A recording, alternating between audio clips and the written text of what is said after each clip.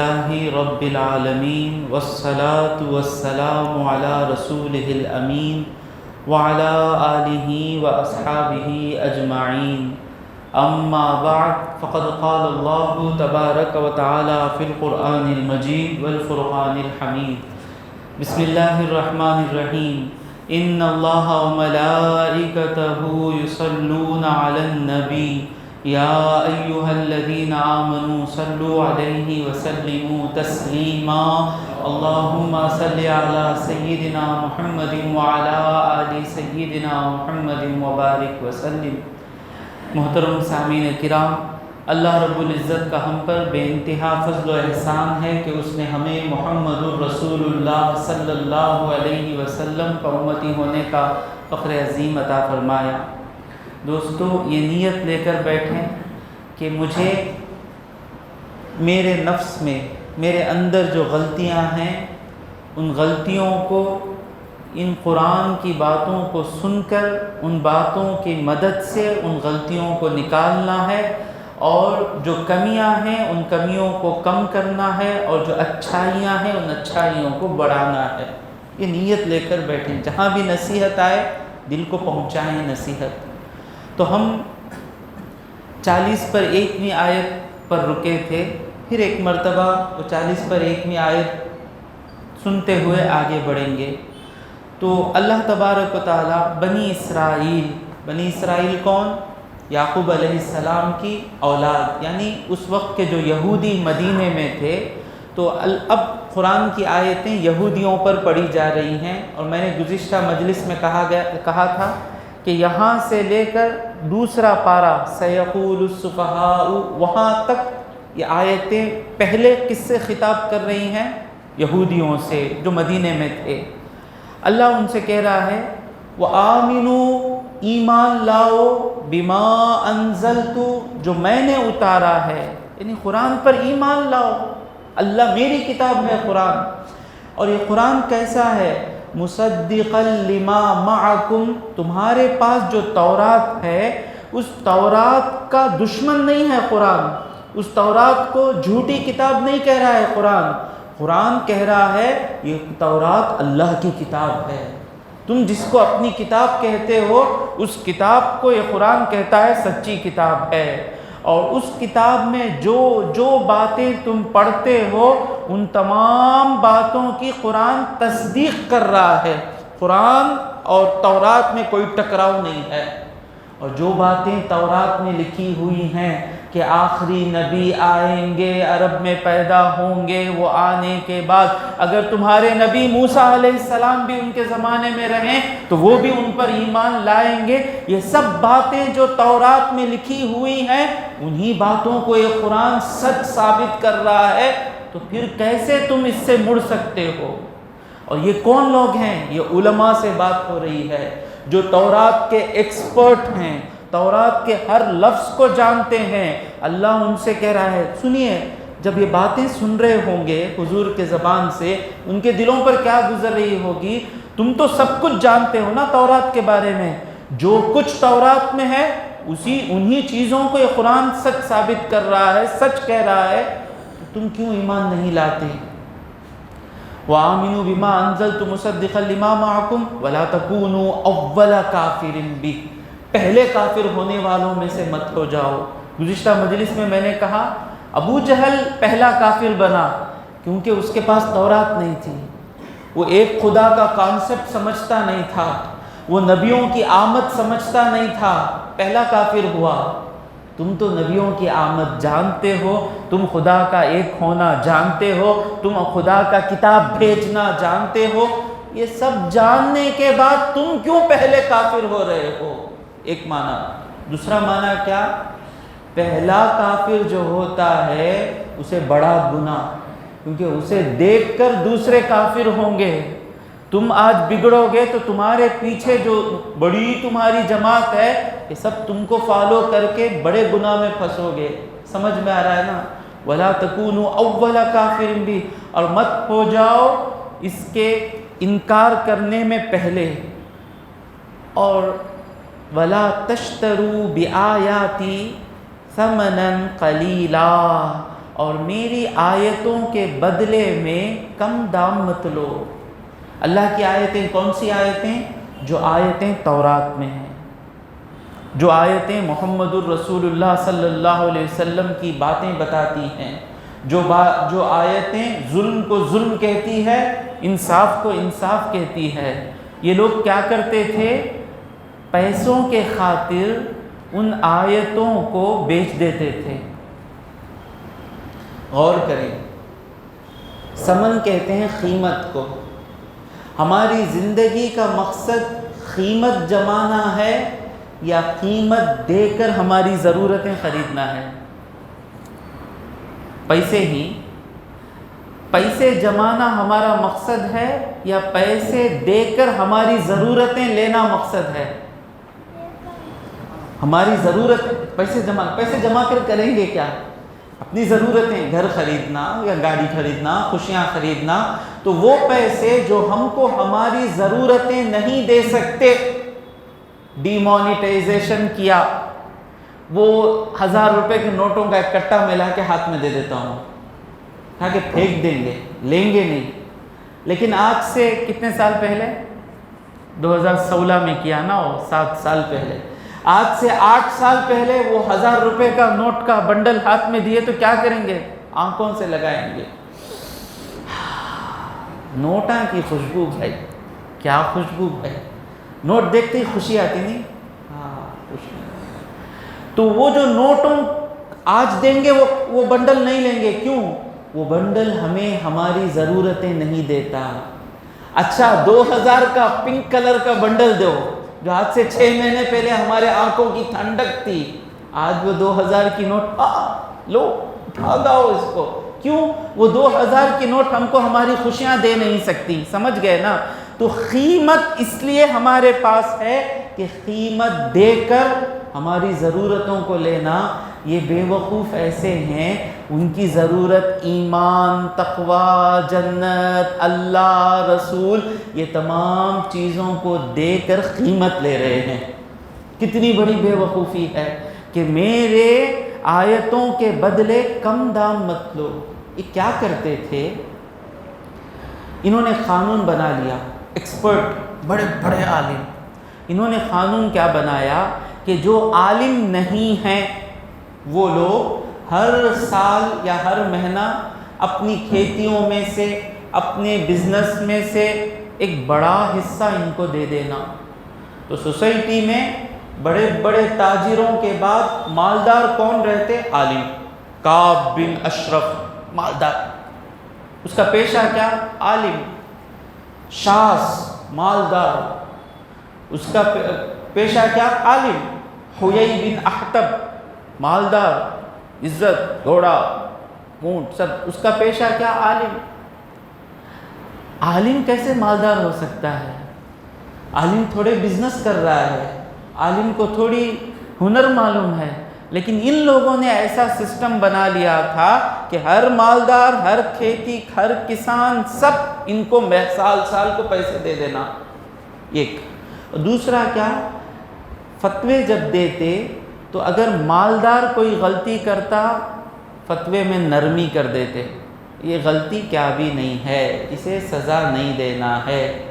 غریب غلطی کرتا، اپنا پورا پاور بتاتے، غلطی، مارو اسے، دوڑو، مسجد سے نکالو، کوئی بات مت کرو۔ کیوں؟ غریب۔ مالدار غلطی کیا، رشوت لے کر فیصلے دے رہے تھے، خوشحال زندگی گزار رہے ہیں۔ اب محمد الرسول اللہ صلی اللہ علیہ وسلم کو نبی مان لیں گے تو ہوگا کیا؟ یہ تمام چیزوں سے جو دنیا لوٹ رہے ہیں، یہ دنیا لوٹ نہیں سکتے۔ سارے عالموں کے سردار محمد الرسول اللہ صلی اللہ علیہ وسلم، آپ کا گھر کی حالت کیا ہے؟ 3 دنوں تک گھر میں چولہا سلگانے کے لیے پیسے نہیں ہیں، کھانے کے لیے، روٹی کے لیے پیسے نہیں ہیں۔ جب عالموں کے سردار ان کی حالت ایسی ہے تو ہم ان کے دین میں داخل ہو جائیں گے تو ہم اس طرح کیسے کما سکتے ہیں؟ اگرچہ یہ سچ ہے، لیکن ہم کو ہماری دنیا چاہیے، ہم کو مچھی اور جھینگا چاہیے، ہم کو وہ موٹے موٹے کپڑے چاہیے، ہم کو وہ گاڑی بنگلہ چاہیے، ہم کو بھاری کپڑے چاہیے، ہم کو بچوں کی بڑی بڑی ایجوکیشن چاہیے، زمین چاہیے، بنگلہ چاہیے۔ ہم بھی کرتے نا یہ کام، جب جب ہم جھوٹ بول کر کماتے، جب جب ہم بھائی بہن کی زمین لوٹ لیتے، گھر لوٹ لیتے، مسجد کا پیسہ چراتے، جو بھی کرتے، معلوم ہے نا غلطی کیوں کرتے؟ جنت گئی تو جاتا، یہ دنیا میں خوشیاں نہیں جانا۔ تو اللہ کہتا ہے وَلَا تَشْتَرُوا بِآيَاتِي ثَمَنًا قَلِيلًا وَإِيَّايَ فَاتَّقُونِ۔ تم کو تو مجھی سے ڈرنا ہے، مجھی سے ڈرو۔ کیوں؟ تم یہ سب پیسہ کیوں جما رہے ہو؟ غریبی سے ڈر، بیمار ہو گئے تو علاج کو پیسہ نہیں رہا تو کیا ہوگا؟ ڈر، بچوں کی فیس نہیں بنے تو، بچے غریب ہو گئے تو کیا ہوگا؟ ڈر، پیسہ نہیں جمائے بیٹی کی شادی نہیں ہوگی، کیا ہوگا؟ ڈر۔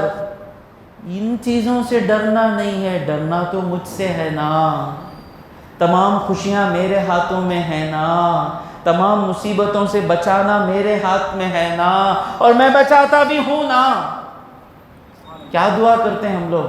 ربنا احفظنا، اے رب ہماری حفاظت فرما، من کل بلاء الدنیا، دنیا کی ہر مصیبت سے ہماری حفاظت فرما، وعذاب الآخرہ، آخرت کے عذاب سے حفاظت فرما۔ دل سے دعا کر کر دیکھیں، ایسا لگتا ہے کہ گویا اللہ آ کر ہمارے کام بنا رہا ہے۔ ہوتا تھا بھائی، ہوتا تھا۔ ہمارے ایمان کی کمزوری کی وجہ سے ہم ان چیزوں سے ڈر جاتے ہیں۔ جب جب غریبی ڈرائے اور ہم کو کہے کہ حرام کماؤ، کہنا کہ غریبی میں تجھ سے نہیں ڈرتا، میں خدا سے ڈرتا ہوں، تیری کیا مجال کہ تو مجھے نقصان پہنچائے، جبکہ فائدہ پہنچانے والا رحمان میرا ہے۔ غریبی سے نہیں ڈرنا، نہیں ڈرے۔ حضرت علی غریبی سے نہیں ڈرے، غریبی کو اپنا لیے۔ حضرت ابوبکر صدیق غریبی کو اپنا لیے، عمر فاروق غریبی کو اپنا لیے۔ تو غریبی سے ڈرنا نہیں۔ ہاں، غریبی دو قسم کی ہے، اسی مسجد میں جمعہ میں بولا تھا۔ ایک غریبی ہے جو ہم سچ کے ساتھ کھڑنے کی وجہ سے، اپنے ماں باپ اور اپنے لوگوں پر خرچ کرنے کی وجہ سے غریب ہوئے ہیں، لیکن ہم محنت کر رہے ہیں، سچ کے ساتھ ہے۔ یہ غریبی پیاری غریبی ہے۔ اس غریبی کو حضور نے سینے سے لگایا، اسی غریبی کی زندگی جیے حضور صلی اللہ علیہ وسلم۔ اور دوسری غریبی کیا ہے؟ ہماری سستی کی وجہ سے، سوماری پن کی وجہ سے، غیر ذمہ دارانہ پن کی وجہ سے، وقت کو ضائع کرنے کی وجہ سے، ان اللہ کی لعنت کی وجہ سے یہ جو غریبی آئی، حضور اس غریبی سے پناہ مانگتے ہیں۔ اے اللہ مجھے ایسی غریبی سے بچا جو مجھے کفر کی طرف لے کر جائے۔ ایک غریبی سے پناہ مانگ رہے ہیں اور ایک غریبی کے ساتھ رہ رہے ہیں۔ سمجھ میں آیا غریبی کا فرق؟ تو یہ جو غریبی ہے، جس کو حضور جس غریبی کے ساتھ تھے، اس غریبی میں کوئی نقصان نہیں ہوگا۔ کھانے کے لیے روٹی نہیں رہے گی گھر میں، لیکن حسن حسین جیسے بیٹے پیدا ہو کر چمکیں گے۔ غریبی سے ڈرنا نہیں۔ ڈرنا کس سے؟ وَإِيَّايَ فَاتَّقُونِ۔ تم لوگ عالم ہو، کہاں بھول گئے اس بات؟ ان چیز سے ڈر کے حضور آئیں گے تو ویسا ہو جائے گا، ہمارا پوزیشن چلا جائے گا، پوزیشن چلا جائے گا تو ہم کہاں سے کھائیں گے؟ ان چیزوں سے کہاں ڈرنا ہے؟ ڈرنا مجھ سے ہے۔ سمجھ میں آ رہا ہے نا؟ میں سوچتا ہوں جو دین کو اصل سنبھالے ہوئے ہیں، ہمارے درمیان دین کو کون سنبھالے ہوئے ہیں؟ علماء۔ اکثر مشکل سے کوئی عالم ہوں گے جو عالم کا کام کرتے ہوئے امت جو ان کی مدد کرتی ہے، امامت میں تحفہ دیتے ہیں، اذان دینے سے تحفہ دیتے ہیں، بیان کرنے سے تحفہ دیتے ہیں، اس امت کی مدد سے میرے خیال سے مشکل سے کوئی عالم ہوگا جو اپنا گھر بن لیا ہو، کرائے کے گھر میں رہے، کرائے کے گھر سے جنازہ نکل گیا، مسجد کے گھر میں رہے، مسجد کے گھر سے جنازہ نکل گیا۔ اکثر جو عالم ہیں جو دین کو سنبھالے ہوئے ہیں اپنے کاندھوں پر، غریب۔ یہ کہاں سے چل رہا ہے سلسلہ؟ حضرت ابو ہریرہ اتنی حدیثیں ہم کو دینے والے، یہ کیسے تھے؟ حضور کے گھر کے باہر ایک چبوترا، اس چبوترے کا نام صفہ، وہ صفے پہ بیٹھے رہتے بھوکے، حضور کچھ دیے تو کھا لیے۔ پیاری حدیث یاد آ رہی ہے کہ حضرت ابو ہریرہ رضی اللہ تعالیٰ عنہ کہتے ہیں کہ 3 دن کا بھوکا تھا، چکر آ رہی تھی، باہر نکلا، سیدنا ابو بکر صدیق آ رہے ہیں، میں نے ان کو سلام کر کے کچھ مسئلہ پوچھا، اس نیت سے کہ جواب دیتے ہوئے میرے چہرے پر ان کی نگاہ پڑے اور پوچھیں کہ ابو ہریرہ بھوک لگ رہی ہے کیا، کچھ کھا لو۔ جا کر مسئلہ پوچھتا ہوں، سیدنا ابو بکر صدیق مسئلے کا جواب دے کر نکل گئے۔ پھر سیدنا فاروق اعظم کے پاس گیا، ان کے پاس بھی مسئلہ پوچھا، اس نیت سے کہ ان کی نگاہ میرے چہرے پر پڑے اور وہ خود مجھ سے پوچھیں۔ یہ دیکھیں، اسے کہتے ہیں غیرت، ہم ہو کر بولنا نہیں، بھوک لگتی، سامنے والا دیکھ کر کھلا دیا ہاں، تو جا کر پوچھتے ہیں۔ فاروق اعظم بھی مسئلے کا جواب دے کر نکل گئے۔ حضور کہتے ہیں ابو ہریرہ آؤ، بھوک لگ رہی ہے۔ جنہوں کا حال جاننے والے، چہرہ دیکھ کر پہچانے نہیں، یہاں چہرہ دیکھے نہیں، ابو ہریرہ کو بھوک لگی، ادھر جا رہا ہے ادھر جا رہا ہے، میرا ابو ہریرہ بھوک لگی، ہاں یا رسول اللہ 3 دن ہو گئے۔ کس کے خاطر؟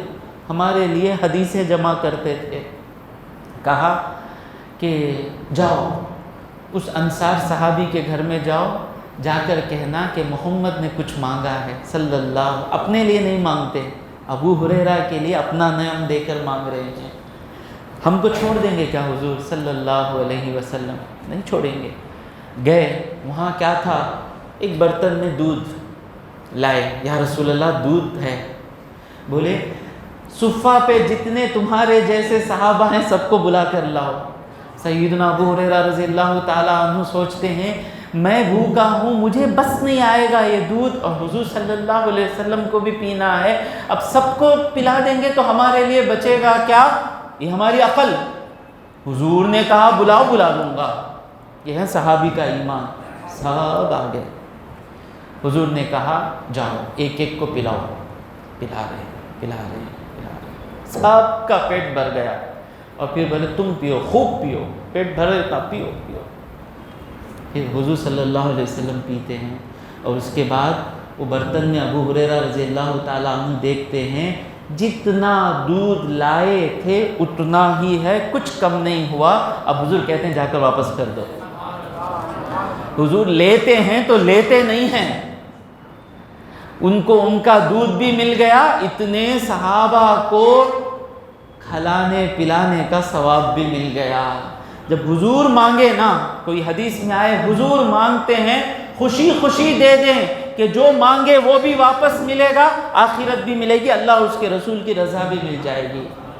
تو ابو ہریرہ رضی اللہ تعالیٰ عنہ، یہ اکثر صحابہ جو صحابی دین پہنچانے کی ذمہ داری لے کر بیٹھے ایسی ہی حالت، اور تمام لوگوں میں بڑے جن کے شان میں اللہ حضور فرماتے ہیں انا مدینۃ العلم، میں علم کا شہر ہوں، وعلی بابھا، اس شہر کا دروازہ حضرت علی ہیں۔ ان کی حالت کیسی ہے؟ کھانے کے لیے پیسے نہیں، وہ تلوار یا ایک روایت میں آیا وہ ڈھال جس کے ذریعے حضور کی حفاظت فرماتے تھے، ڈھال کہتے ہیں نا، کہتے ہیں حضرت علی رضی اللہ تعالیٰ عنہ اگر میرے گھر میں کھانے کے لیے کچھ بھی ہوتا تو میں یہ بیچتا نہیں، لیکن میری حالت ایسی ہے کہ نہیں بیچوں گا تو بچے بھوکے رہ جائیں گے۔ حالت کیا ہے؟ عراق، عرب یعنی مکہ، مدینہ، یہ تمام جگہوں کی حکومت آپ کے ہاتھوں میں، لیکن اس حکومت سے آنے والا ایک پیسہ بھی استعمال نہیں کرتے۔ تو جتنے بھی علماء ہیں، اس کے بعد امام بخاری رہیں، امام شافعی رہیں، امام احمد بن حنبل رہیں، سب کی زندگیاں ایسی ہی ہیں، غریبی۔ میں سوچا کیوں ایسی حالت ہے؟ جو دین کو سنبھالے ہوئے ہیں، کوئی ان کو پلٹ کے دیکھتا بھی نہیں، کوئی ان کی عزت کرتا بھی نہیں، وہ اکیلے دین کو سنبھالے ہیں، آج بھی ان کی حالتیں ایسی ہی ہیں، کچھ مل گیا کھا لیے، مسجد کے گھر میں رہ لیے۔ اتنے غریب ہوتے ہیں کہ بیٹی کی شادی کے لیے مسجد میں چادر پھیلانی پڑتی ہے۔ کیوں علماء کی حالت اللہ ایسا رکھا؟ سب کو دے رہا ہے، ان کو دے نہیں سکتا کیا؟ میرے ذہن میں بات آئی کہ اگر اس کام کے ذریعے اللہ دولت دے دے تو جو دولت کے طلبگار ہیں وہ یہ کتابیں پڑھ کر عالم بن کے بیٹھ جائیں گے، وہ مولا کے طلبگار نہیں ہوں گے، وہ دولت کے طلبگار ہوں گے۔ تو اللہ رب العزت نے اس کام سے دولت کو کھینچ لیا، تو جو دولت کا طالب ہے وہ یہ کام میں آئے گا نہیں۔ جس کو دولت کی محبت دل میں نہیں ہے، جس کے دل میں رحمان کی محبت ہے، وہ آگے بڑھتا ہے، وہ دیکھتا ہے کہ میں عالم بنوں گا تو میری حالت ایسی ہوگی، یہ میری سیلری رہے گی، یہ میری حالت ہوگی، ایک مہینہ پڑھانے کے بعد مدرسے میں 3000 روپے مجھے ملیں گے۔ اگر کوئی کالج کا لیکچرر لاکھ روپے لیتا ہے، جو احسن القرآن حافظوں کو پڑھاتا ہے، پیسے کہاں سے دیں گے؟ امت کہاں سے دے گی؟ جو جمعہ میں جو کلیکشن ہوتا ہے اسی میں سے تو دے گی نا۔ کروڑ روپے کلیکشن ہوتے ہیں، 3000 4000 5000، مسجد والے بھی کہاں سے دیں گے؟ تو یہ سب معلوم رہنے کے باوجود وہ لڑکا آگے بڑھتا ہے، اللہ میرا مالک، میں دین کو سنبھالوں گا، دین کی باتوں کو زندہ رکھوں گا، لوگوں تک دین کی روح کو پہنچاؤں گا۔ اسی لیے اللہ تبارک و تعالیٰ نے اس کام میں دولت نہیں رکھی، اسی لیے دولت کے طلبگار عالم بن نہیں سکتے، برداشت کر نہیں سکتے۔ سمجھ میں آ رہا ہے نا؟ اسی لیے بنی اسرائیل میں علماء کو دولت ملی، تورات بدل دیے۔ امت محمدیہ میں علماء کو دولت نہیں ملی، قرآن 1400 سال کے بعد بھی جیسا ہے ویسا ہی ہے۔ حافظ قرآن پڑھاتا ہے، ایک زیر زبر کی غلطی کرنے سے ڈرتا رہتا ہے، دیکھتے ہیں نا، ڈر کے پڑھاتا ہے کہیں زیر زبر کی غلطی نہ ہو جائے۔ سب سے زیادہ مجھے ڈر تراویح کے کام میں ہے، ہم کو کم نہ کہہ دوں، یعلمون کو تعلمون نہ کہہ دوں، ہم لا زبر کو زیر نہ کر دوں، اتنی امانت داری ہے۔ اللہ تبارک و تعالیٰ تمام آپ کو حفاظت کے ساتھ دین مل رہا ہے۔ تو یہودیوں کے علماء سے اللہ کہہ رہا ہے، میری آیتوں یعنی تورات کی آیتوں کے بدلے میں تم کم دام مت خریدو۔ کوئی یہ نہ سوچے بڑا اماؤنٹ ملا تو بیچ سکتے کیا؟ ہاں، بڑا 10 کروڑ مل گیا تو بیچ سکتے کیا؟ کم دام کا مطلب کیا ہے؟ اللہ کی آیتیں بیچنا مطلب مومن سے کہہ رہا ہے نا اللہ، آمینو بولا پہلے، یعنی مومن کے لیے ساری دنیا کی بادشاہت ایک مچھر کے پر کے برابر نہیں، جنت کے سائے میں۔ مومن آیا ہی کیوں ہے؟ اللہ کہتا ہے مومن کیسا ہوتا ہے؟ ان اللہ اشتری من المؤمنین، اللہ نے مومنوں سے خرید لیا، انفسہم و اموالہم، مومن اپنا مال بھی دے دیتا ہے، اپنی جان بھی دے دیتا ہے، کس لیے؟ بان لہم الجنہ، مومن کہتا ہے مولا تو جنت دے دے، میں سب کچھ دے دوں گا، میری جان دے دوں گا، میں اولاد کو قربان کر دوں گا، میری گھر بار سب کچھ۔ مومن کے لیے جنت سب کچھ ہے، جنت کے سامنے دنیا کچھ بھی نہیں ہے۔ اللہ ان کو پہلے کہتا ہے کہ ایمان آمینو، ایمان لاؤ، اور یہ ساری دنیا تمہارے سامنے، جنت کے سامنے کچھ بھی نہیں ہے۔ ایک پیار، میں محنت کر رہا ہوں نا، آپ کو سمجھانے کی کوشش کر رہا ہوں نا، سب مطلبی ہیں، میں بھی مطلبی ہوں، اس میں میرا فائدہ ہے۔ کیا فائدہ ہے؟ حمید اللہ بھائی ہر مہینہ 2 لاکھ دیتے مجھے یہ کام کے واسطے۔ کیا حمید اللہ بھائی؟ 2 لاکھ سے زیادہ دیتے، دعا دیتے۔ حضور فرماتے ہیں ایک بھائی دوسرے بھائی کے پیٹھ پیچھے دعا کرتا ہے نا، یعنی میں حمید اللہ بھائی کے لیے دعا کر رہا ہوں، ان کو معلوم نہیں میں دعا کر رہا ہوں، اللہ ان کے بچے کو صحت دے، اللہ، یہ دعا جو ہے سیدھا رحمان تک پہنچ جاتی ہے۔ اب اتنے لوگ میری تقریر سنیں گے تو دل ان کا کرے گا نا اللہ اس کو اچھا رکھ بول کر، یہ دعا کے لیے کر رہا ہوں۔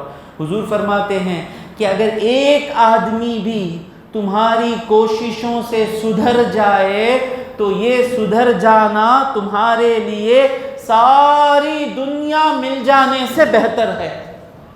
حضور بولے بہتر ہے تو بہتر ہے، اسی کو ایمان کہتے ہیں۔ اب آگے اگلی آیت کی طرف بڑھیں، آپ ساتھ دیں گے، آپ کے چہرے مجھے ساتھ دیں گے، دل سے روحانیت کی باتیں نکلیں گی، ایمان مضبوط ہوگا۔ اللہ فرماتا ہے اگلی آیت 40 پر 2ویں آیت وَلَا تَلْبِسُ الْحَقَّ، یہ لوگ کیسے بیچتے تھے آیتوں کو؟ بیچنا کا تو کیا آیت کٹ کر کو بیچ ڈالنا، کیا کرتے تھے؟ اللہ کہتا ہے وَلَا تَلْبِسُ الْحَقَّ بِالْبَاطِلِ، حق کو باطل کے ساتھ مت ملاؤ۔ حق کا مطلب کیا ہے؟ جو ہے، جو ہوا، جو ہوگا، اتنا حق، سچ۔ باطل کیا ہے؟ جو نہیں تھا، جو نہیں ہے، جو نہیں ہوگا۔ مطلب مسجد اعظم میں ہفتے کے 9 بجے تفسیر ہوتی ہے، یہ حق ہے۔ مسجد اعظم میں جمعہ کے 9 بجے تفسیر ہوتی ہے، یہ نہیں ہے، اس کو باطل کہیں گے۔ جو ہے، جو تھا، جو ہوگا، یہ حق ہے۔ جو نہیں ہے، جو نہیں تھا، جو نہیں ہوگا، وہ باطل ہے۔ یہ لوگ کرتے کیا تھے؟ سیدھے جھوٹ بولیں گے۔ اب مثال کے طور پر میں خراب عالم ہو گیا، اللہ بچائے، خدا نہ خواستہ میں خراب عالم ہو گیا، آپ کو میں سیدھے غلط باتیں بولوں تو آپ مانیں گے؟ مجھے مار کر مسجد سے بھگا دیں گے۔ مجھے آپ لوگوں کو گمراہ کرنا ہے تو کیا کرنا ہے؟ اللہ کی باتیں کرتے کرتے بیچ میں باطل کو لگانا ہے۔ سمجھ میں آ رہا ہے؟ صحابہ کی تعریف کر رہا ہوں کہتے ہوئے اہل بیت کو گرانا ہے، اہل بیت کی تعریف کر رہا ہوں کہتے ہوئے صحابہ کو گرانا ہے۔ چل رہا ہے نا یوٹیوب پر، صحابی کا دشمن ہے، حضرت حسین کے سامنے کون بھی کھڑ جائے، وہ کتنا بڑا صحابی بھی رہے، آڑ لے رہا ہے سچ کی، اہل بیت کی محبت سچ ہے، اس سچ میں جھوٹ کو ملا رہا ہے کہ اہل بیت کی محبت میں حضرت سیدنا امیر معاویہ رضی اللہ تعالیٰ عنہ کی شان میں گستاخی کر کر وہ ایک سے ختم نہیں ہوتا، وہاں سے سارے صحابہ کی طرف بدتمیزی بڑھتی ہے۔ یا صحابہ کی تعریف کرتے ہوئے کیا ضرورت تھی امام حسین رضی اللہ تعالیٰ عنہ کو جانے کی؟ تو سچ کا سہارا لے رہا ہے، صحابہ کی تعریف، اور جھوٹ کو اندر لا رہا ہے، اہل بیت کو گرانے کا کام کر رہا ہے۔ تو اگر ایسا کرے گا تو ہی آپ لوگ دھوکہ کھائیں گے۔ سیدھے آ کر اہل بیت کو برا کہے گا، ڈنڈا پڑے گا، سیدھے آ کر صحابہ کو برا کہے گا، ڈنڈا پڑے گا نا۔ تو اللہ کہہ رہا ہے سچ کے ساتھ باطل کو مت ملاؤ۔ یہ لوگ ایکسپرٹ تھے اس میں۔ حضور کی بارگاہ میں آتے، حضور کو صحابہ کہتے راعینا بولے تو ہمارا تھوڑا خیال کیجئے، تھوڑا دھیرے بولیے، ہم کو سمجھ میں آیا۔ یہ یہودی کیا کرتے؟ راعینا کو راعینا بولتے، راعینا مطلب بدتمیزی، اے ہمارے بکری چرانے والے۔ تو بات میں ٹویسٹ کر کر غلط بات معنی نکالنا، اس کے لوگ ایکسپرٹ تھے۔ تو اللہ کہہ رہا ہے وَلَا تَلْبِسُ الْحَقَّ بِالْبَاطِلِ۔ دوستو، میں نے آپ سے یہی کہتا ہوں کہ ہمارے لیے اس میں کیا نصیحت ہے؟ ہم بھی ہماری زندگی میں سچ کا سہارا لے کر اپنے ناپاک نیتوں کو پورا نہیں کرنا۔ آؤ بھائی، تم نہ میں مدد کر دوں، بھائی تم نہ آؤ، کہاں انویسٹ کرتے ہیں تمہیں؟ پیسہ ہے کہاں تبھی انویسٹ کرنا، کہاں بھی کرو نہ کو بھائی، بہت سب ٹھکانے والے، کہاں انویسٹ کرنا؟ ویٹ کرو، میں بولتا ہوں میرے بزنس میں انویسٹ کرو۔ یعنی آپ سچ کے اندر اپنا باطل مت ڈالنا، سچ کہنا ہے، پوری سچ۔ کہاں سے بچے بیٹھے ہیں، عادت ایسی رکھو گا، کتنے لوگ آئے؟ 2 آئے تو 2 بولو۔ تفسیر میں کتنے لوگ تھے؟ 60 ہیں تو 60 ہی، 600 مت بولو۔ ایک لفظ بھی جھوٹ کی عادت نہیں بولنا۔ وَلَا تَلْبِسُوا الْحَقَّ بِالْبَاطِلِ وَتَكْتُمُوا الْحَقَّ وَأَنْتُمْ تَعْلَمُونَ، اور تم سچ کو چھپا رہے ہو، یا تم سچ کو مت چھپاؤ۔ حضور صلی اللہ علیہ وسلم نبی ہیں، سچ ہے نا، اس کو مت چھپاؤ۔ وَأَنْتُمْ تَعْلَمُونَ، حالانکہ تم جانتے ہو۔ ایک غلطی ہے جانے بغیر ہو جانا، آدمی معلوم نہیں غلطی کر دیا، لیکن یہ غلطی کیسی ہے؟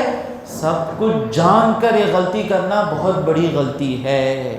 اب اگلی آیت میں اللہ فرماتا ہے ان کو، اب یہ فرمایا یہ نہیں کرو، یہ نہیں کرو، یہ نہیں کرو، نہیں کرو، اب کیا کرو؟ اللہ کہتا ہے اقیموا الصلاۃ، نماز قائم رکھو، وآتوا الزکاۃ، زکوٰۃ دو، وارکعوا مع الراکعین، رکوع کرنے والوں کے ساتھ رکوع کرو۔ یہ نہیں کرو، یہ کرو، یہ دونوں میں کیا تعلق ہے؟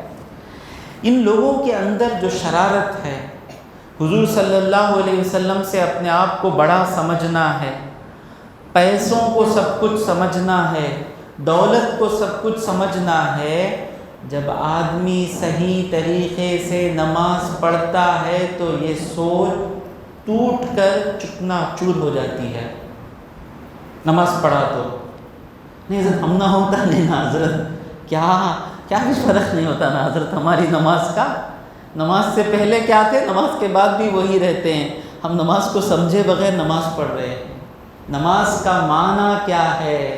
جب نماز میں آدمی کھڑتا ہے، اپنے آپ کو اللہ کے سامنے بند کر لیتا ہے، ہلتا نہیں۔ کیسا کھڑ جاتا؟ رسی سے بنے سکا کھڑ جاتا نا، ہاتھ بن لے کو، کوئی ہاتھ بنا نہیں، کوئی اس کو ہلا نہیں رہا ہے، منہ بند، مطلب کوئی بات نہیں، کھانا نہیں کھا رہا ہے، پانی نہیں پی رہا ہے، جگہ سے ہلتا نہیں ہے، ہاتھ بن لیا ہے۔ تو نماز اس حالت میں کھڑانے کی وجہ کیا ہے کہ اللہ جب میں تیرے سامنے کھڑا ہو جاتا ہوں تو میں کچھ بھی نہیں ہوں، سب کچھ تیرا ہے۔ اسی لیے نماز شروع ہی کرتے ہیں اللہ اکبر، اللہ سب سے بڑا اللہ، پیسے سے بھی بڑا اللہ، دولت سے بھی بڑا اللہ، شہرت سے بھی بڑا اللہ، اللہ اکبر۔ اللہ سے بڑھ کر کوئی چیز نہیں ہے۔ اللہ فائدہ پہنچانا چاہے کوئی چیز نقصان نہیں پہنچا سکتی۔ اللہ نہیں دینا چاہے کروڑ ارب ساری دنیا کی بادشاہت مل جائے، 1 منٹ کی زندگی نہیں مل سکتی۔ شداد جنت بنایا۔ جب پیسہ آتا ہے نا، دولت آتی ہے نا، آدمی سمجھ جاتا ہے میرے ہاتھ میں سب کچھ ہے۔ جنت بنایا، جنت خوبصورت جنت بنایا۔ بنانے کے بعد آ کر جنت میں خدم وہ جو جنت بنایا خدم رکھنے جا رہا ہے، ملک الموت ہے، چلو جانا ہے، 1 منٹ دے دو، تھوڑا اندر جاتا ہوں، اجازت نہیں ہے۔ تو 1 سیکنڈ بھی اس کی شداد کی جنت شداد کو نہیں بچا سکی، کچھ نہیں آئے گا۔ یہ خیال لے کر نماز پڑھے تو نماز، نہیں تو وہ کیا ہے، ایکسرسائز ہے وہ۔ تو اللہ ان یہودیوں کو تو معلوم ہے نا نماز کیسے پڑھنا۔ اللہ کہتا ہے اقیموا الصلاۃ، نماز جیسا پڑھنا ہے ویسا پڑھو۔ یہ جو دولت کمانا، رشوت لینا، حضور کی غلامی میں نہیں آنا، دولت عزت چلے جائے گی، یہ تمام خیالات صحیح طریقے سے نماز پڑھیں گے تو چلے جائیں گے۔ اقیموا الصلاۃ، آپ لوگوں کو بھی نصیحت ہے، مجھے بھی نصیحت ہے کہ نماز پڑھتے وقت سب کچھ اللہ، سب کچھ اللہ۔ اسی لیے اس نماز میں سب کچھ بھول جانا نا، کچھ بھی یاد نہیں آنا نا۔ ہم کہاں ایسی نماز پڑھتے ہیں؟ ایسی نماز پڑھ کر دیکھیں، تب نماز میں تھکان آئے گی۔ وَأَقِيمُوا الصَّلَاةَ وَآتُوا الزَّكَاةَ، اور زکوٰۃ دو۔ یہ کہہ کر اللہ کہہ رہا ہے بھائی دین کے نام پر پیسہ لینا نہیں ہے، دین کے نام پر پیسہ دینا ہے۔ دین کا سہارا لے کر رشوت لینا نہیں ہے، دین کے خاطر اپنے پیسوں کو اللہ کے راہ میں قربان کرنا ہے۔ اس چیز کو کہاں بھول گئے؟ وَأَقِيمُوا الصَّلَاةَ وَآتُوا الزَّكَاةَ وَارْكَعُوا مَعَ الرَّاكِعِينَ، مطلب کیا؟ رکوع کرنے والوں کے ساتھ رکوع کرو۔ اب یہاں رکوع کا نام کیوں آیا؟ سجدہ کرنے والوں کے ساتھ سجدہ کرو آ سکتا تھا نا، سورہ فاتحہ پڑھنے والوں کے ساتھ سورہ فاتحہ پڑھو آنا تھا نا۔ مفسرین فرماتے ہیں یہودیوں کی نماز میں سجدہ ہے، لیکن یہودیوں کی نماز میں رکوع نہیں ہے، حضور کی نماز میں رکوع ہے۔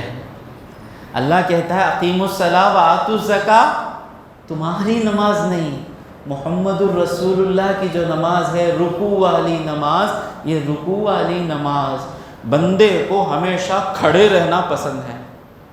میں کیسا کھڑتا؟ کہاں بھی شادی میں پیسہ آ گیا، دعوت چل رہی ہے، کیسا کھڑتے ہیں؟ میں دولت آتے ہی کیا ہو جاتے ہیں؟ آؤ بھائی آؤ بھائی آؤ بھائی، غریب آئے تو، مالدار یجمان آئے تو آؤ بھائی آؤ بھائی. یہ مسلمان اللہ کے سامنے جھکا بولو نا, کہاں ابھی جھکنے کی ضرورت نہیں. الٹا غریبوں کے پاس زیادہ جھکتا ہے مسلمان, یہ مومن. تو یہ جو رکوع ہے, یہ رکوع میں مطلب کیا ہے؟ رکوع میں جاتے وقت سمجھ جانا ہے کہ جب میں اللہ کے سامنے کھڑوں تو سیدھا کھڑنے کے لائق کہاں ہوں. میں کھڑ گیا تھا قیام میں قرات پڑھنے کے لیے, قرات کا کام ختم ہو گیا, مولا تیرے سامنے کھڑے ہونے کے لائق نہیں ہوں. کیسا لائق ہوں؟ جانور جس طرح کھڑتا ہے ایسا کھڑنے کے لائق ہوں. رکوع میں اپنے آپ کو جھکا دینا, جھکا کر کہنا کیا؟ سبحان ربی العظیم, میرے عظمت والے رب کی پاکی ہے. تب اپنے آپ کو جھکانا, یہ اکڑ کو مارنے کے لیے نماز ہے. نماز میں اکڑتا, اکڑ نماز ہے جھکنے کے لیے. نماز پڑھ کو میرے برابر کون نمازی ہے؟ میں تہجد پڑھنے والا, میں اشراق پڑھنے والا. سورت پہ غصہ آ جاتا. دیکھیں سب خراب, میں اچھا, میں کتنا اچھا, جماعت سے نماز پڑھتا, اشراق پڑھتا, تہجد پڑھتا, تسبیح پڑھتا, بہت اچھا. لیکن جو سچا مومن ہے جتنی نمازیں پڑھتا اتنا جھکتا. میری نمازیں پڑھ رہا ہوں لیکن جیسے پڑھنا ویسا نہیں پڑھ رہا ہوں نا. 30 سال ہو گئے ابھی تک جیسے پڑھنا ہے ویسا نہیں پڑھ رہا ہوں نا. اور کریں آپ, جو اللہ کے لیے نماز پڑھتا ہے, نماز پڑھنے جھکتا ہے, اس کے چہرے پہ نرمی آ جاتی ہے, اس کے کاندھے جھکے ہوئے رہتے ہیں, وہ میں نہیں کرتا ہے. اور جو اللہ کے لیے نہیں پڑھتا ہے, خود کے لیے پڑھتا ہے, جتنی نمازیں پڑھتا ہے اکڑتا جاتا ہے. نماز کا مقصد اکڑنا نہیں ہے, نماز کا مقصد جھکنا ہے. سمجھ میں آ رہا ہے؟ وَارْكَعُوا مَعَ الرَّاكِعِينَ, اور رکوع کرنے والوں کے ساتھ رکوع کرو. دوستو رکوع میں پیٹھ, اب میں آپ کو کر کے بتا نہیں سکتا. کوئی شاگرد تیار ہیں کیا ہمارے صحیح طریقے سے رکوع کرنے کے لیے؟ رکوع جب کریں, جو عمر رسیدہ ہیں وہ مجبور ہیں, جو جوان ہیں پیٹھ بالکل یہ ٹیبل ہے نا اس طرح سیدھی ہو جانا. اس پیٹھ پر کچھ رکھیں گے تو گرنا نہیں, اسے رکوع. اور 5 انگلیوں کے ساتھ گھٹنے کو پکڑ لینا, رکوع. اور رکوع میں جانے کے بعد سبحان ربی العظیم شروع کرنا, سبحان ربی العظیم سبحان رکوع میں, پھر سمیع اللہ لمن حمیدہ کھڑے ہونا. اور دوسری بات کیا ہے, رکوع کا معنی کیا ہے؟ جماعت سے نماز پڑھو. دوسرا معنی کیا ہے؟ جس کو جماعت سے نماز چھوڑنے کی عادت ہے ان کے دلوں کو کچلنے والی حدیثیں آ رہی ہیں. ابو ہریرہ رضی اللہ تعالیٰ عنہ سے مروی ہے, حضور صلی اللہ علیہ وسلم فرماتے ہیں صلاۃ الجماعتی, اگر ہو سکے تو اس پارٹ کو ایک یوٹیوب کا بیان بنا دیں. جماعت کی نماز کی فضیلت کیا, جماعت کی نماز کا حکم کیا ہے؟ چند کتابوں میں سنت مؤکدہ ہے اور چند کتابوں میں واجب لکھا ہوا ہے. سنت مؤکدہ کا مطلب کیا؟ جان بوجھ کر بار بار نہیں چھوڑنا, مجبوری سے چھوڑے تو گناہ نہیں. واجب کا مطلب کیا ہے؟ بنا کوئی عذر کے چھوڑنا ہی نہیں.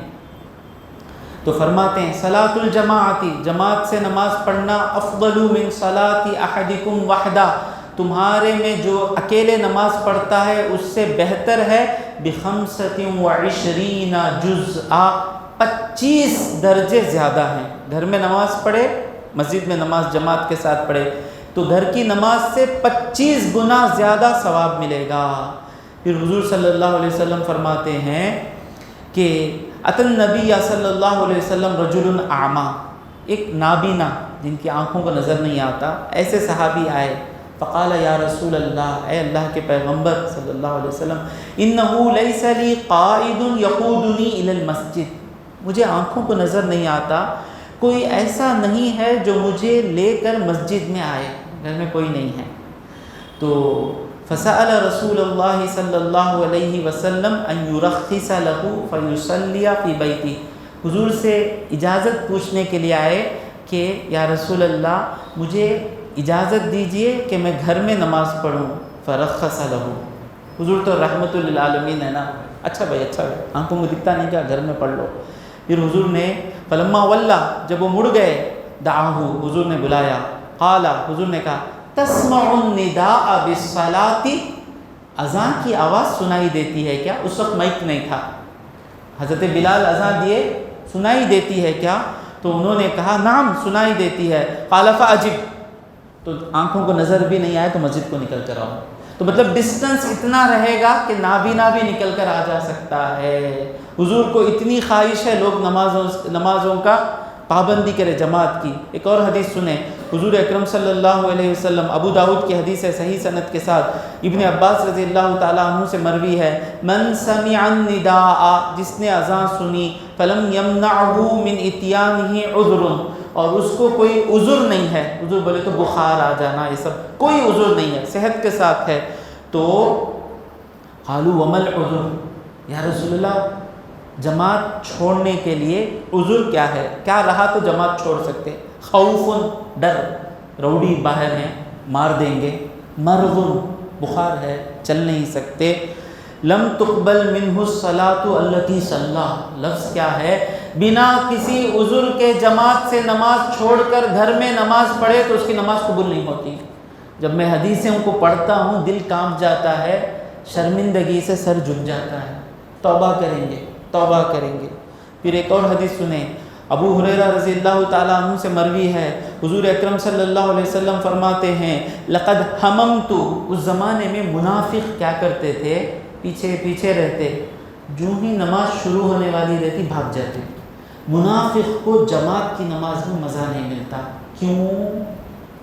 جماعت میں جب پڑھتے ہیں تو ہم سب کے برابر ہو جاتے ہیں، غریب مالدار سب برابر، اسٹیٹس کچھ نہیں۔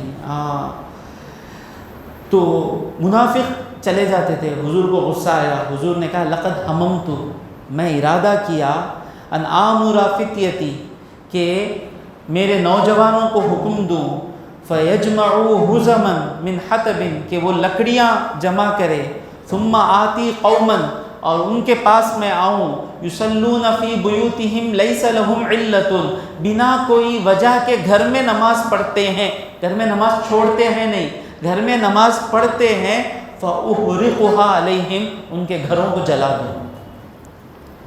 اب جو بھی گھر میں نماز پڑھتے ہیں ڈر کر، مجبوری ہے، بزنس میں ہے، دکان چھوڑ نہیں سکتے، نہیں ہیں، نماز کو آ سکتے آ جانا ہے، یہ اللہ کی طرف سے آپ کو تحفہ دے رہا ہوں میں بھی، میرا دل بھی رو رہا ہے۔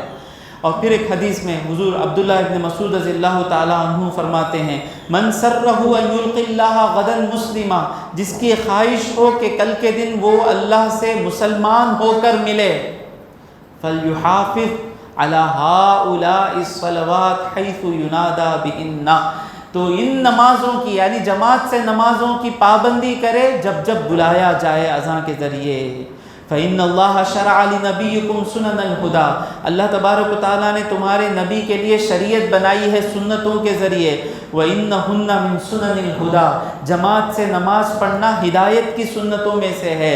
ولو انکم صلیتم فی بیوتکم کما یصلی ھذا المتخلف فی بیتہ، اگر تم لوگ یہ پیچھے رہ جانے والا منافق جس طرح گھر میں نماز پڑھتا ہے، ایسے اے مومنو تم بھی گھروں میں نماز پڑھنا شروع کر لو۔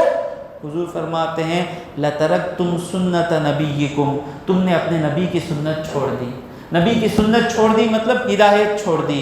وَلَوْ تَرَكْتُمْ سُنَّةَ نَبِيِّكُمْ، اگر تم اپنے نبی کی سنت چھوڑ دو، لَضَلَلْتُمْ، تم گمراہ ہو جاؤ گے۔